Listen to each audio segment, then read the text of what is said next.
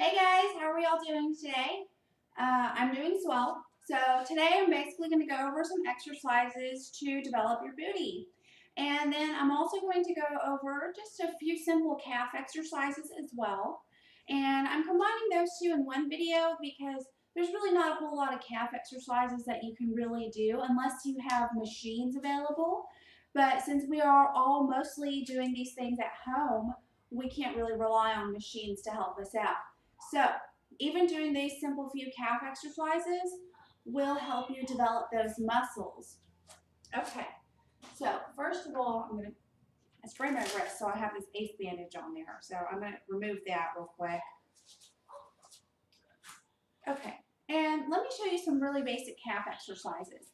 So, sorry, let me fix my mat here. It's all crooked. Okay, so calf exercises is first one, you want to start with your toes face forwards, straight ahead of you. And then you're just going to simply lift up and down off the ground. Except when you come up and down, your heels should not be touching the ground when you come down. You're staying suspended in the air with your toes, and you're coming up and down. And you're just starting out. You can probably easily do about 25 of these. They're not too difficult. And if you're a little more along in your exercise routine, then I can expect probably about you to do about 35 to 45 of them. Another calf exercise with all you have to do is turn your toes outwards and then come up and down from there. So our toes are outwards and we're just coming up and down just like we do with regular calf raises. And like I said before, you don't want your heels touching the ground. The heels must stay elevated off the ground so that we really get the max benefit from our calf exercises. The last one I want you to do is an inward toe point, or pigeon toe is what we also commonly hear it called. And when we do that, basically the same thing. Come up and down and keep those heels off the ground. This one's a little harder to do because it requires a little more balance. But if you have trouble with balance, feel free to grab onto something, chair, sofa, whatever you can. The wall. The wall is also a good tool to use. And you just come up and down. Now what each of those different exercises does for you is with your regular calf raises, coming up and down, it works this back part of the calf right here, that main part where it gives us that definition. And then for your outward raises, it works this part of your calf so that you have that really defined muscle there. And for our inward raises helps us to work both of the muscles at the same time. So when your calves are nice and toned and you're wearing those high heels on date night, those calves are going to be looking fantastic. Okay, so for some of our booty workouts, I'm going to start with standing up and then we're going to move to the floor. So standing up, you might not think that you're actually going to get any exercises from standing and doing booty workouts, but you actually can. So first you want to start with leg extensions. And leg extensions, you're going to just basically place your hands on your hips for balance and then raise your leg up and down without coming all the way down though. So when you raise your leg up and down, you have one leg on the floor and just coming up and down without touching the ground. You want to slightly lean forward and have a little bend in the knee. This helps with balance. Since you're bringing your weight backwards with your leg, you're counteracting the backward, the weight on the back side with weight on the forward side as well. So it helps to balance how you carry your weight during this exercise. And you're coming up and down. And that's another good workout to exercise the lower glute. The lower glute is the worst part for us. because that's the part that gets the most saggy for, for us females if we don't keep, working those muscles there. So leg raises, and you want to be squeezing your glute when you come up. So it's not just a free swing up and down. You shouldn't just be free swinging. It shouldn't be that easy. When you come up, every time you should be squeezing your glute. And that's how you will gain the max benefit from this exercise. And then, of course, you would just switch to the other leg. Now, starting out, these exercises aren't too difficult. So you should actually be able to do about 25 of these easily, even if you're just starting to work out. But for others that are more advanced, I would expect at least 50. And when you're done with the back raises, you can move to a side raise.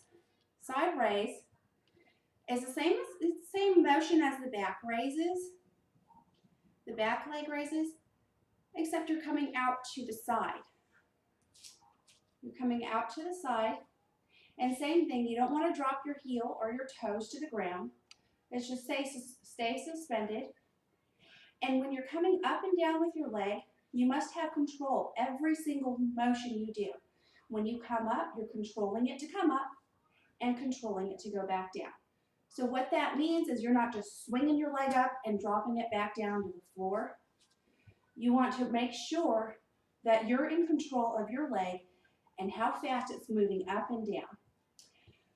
When doing this exercise, what muscle we're working here is our side glutes, or our hips, the muscle along our hips. And those are a little more difficult than the back ones. So if you're starting out, you can probably do about 15 to 20 of these, and you'll get a good burn in there. And if you're a little more advanced, I'd say about 35 to 50 you should be able to do. And so the muscle that we already went over that, and I said the side muscle. So up and down, making sure we are controlled and we're not just freely swinging our leg up and down.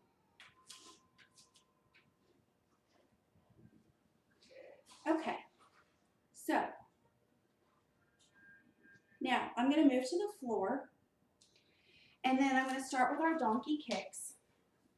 Our donkey kicks, you basically want to come down on all fours, and you're going to just be like a flat back. You're going to have a flat back, and your knees bend at a 90-degree angle. When you start with your donkey kicks, you're going to want to raise your leg up in the air at a 90-degree angle, come back down, and bring it in towards your chest. That also helps to work the abs as well. We're going to bring it in towards the chest and squeeze when we come back. Squeeze the buttock when we come back. And when we come in, squeeze your abs. So come back and up, in and squeeze those abs. Back and up and squeeze the buttock, in and squeeze the back. And then you just repeat the same thing on the other side. And then what you also can do, it's a little bit harder than the donkey kicks, is our fire hydrant kicks.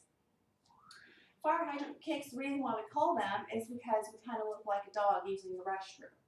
So fire hydrant kicks, you're bringing your leg out to the side and coming up and squeezing. And you're just going up and down. You don't want to drop your leg to the ground every time. You want to try and keep it elevated off the ground and keep going with the motion. You don't necessarily have to go quickly up and down because that doesn't really help you with control.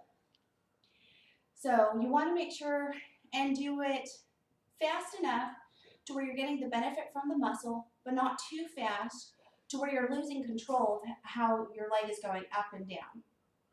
So our fire hydrant kicks, squeeze up, come back down, squeeze up, and come back down. And that's another good exercise to do for this outer glute. But it mostly works the outer glute rather than the hip. Okay, so We're going to go to our sides now. Lay on your side, elbow propped up.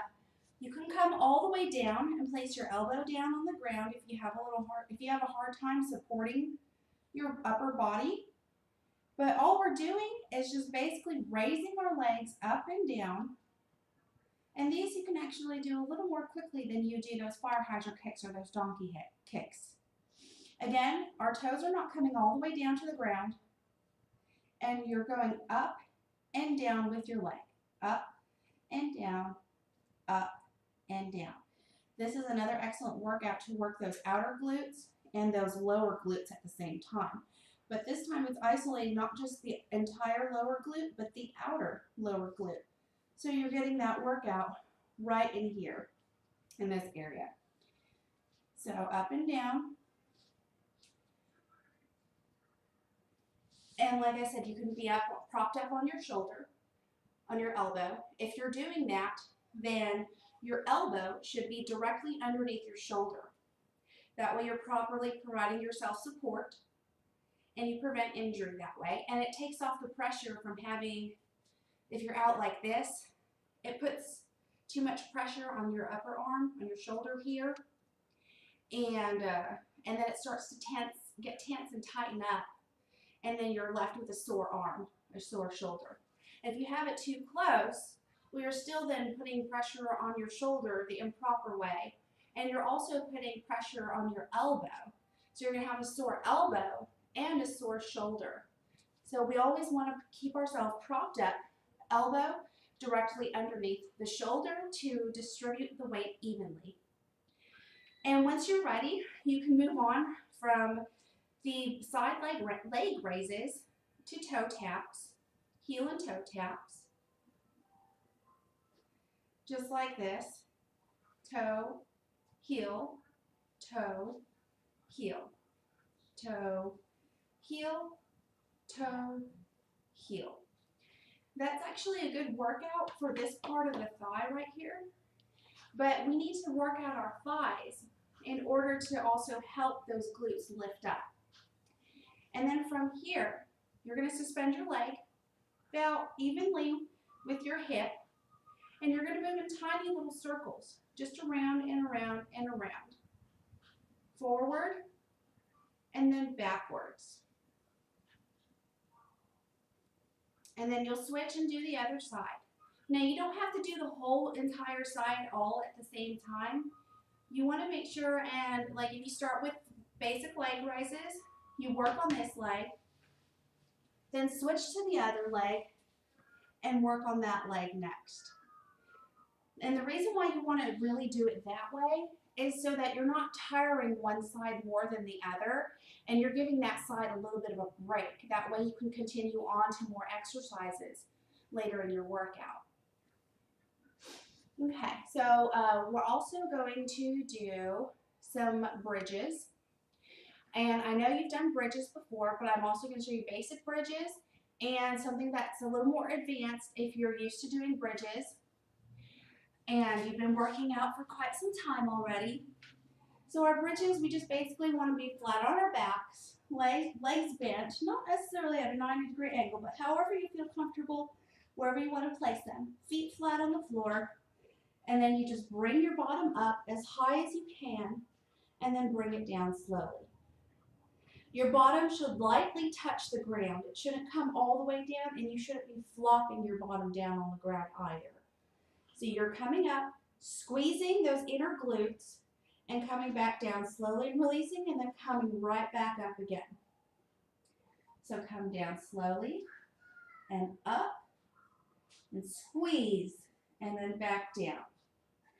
If you're ready to do something a little more advanced, take one of your legs and stick it up in the air, and do your bridges this way.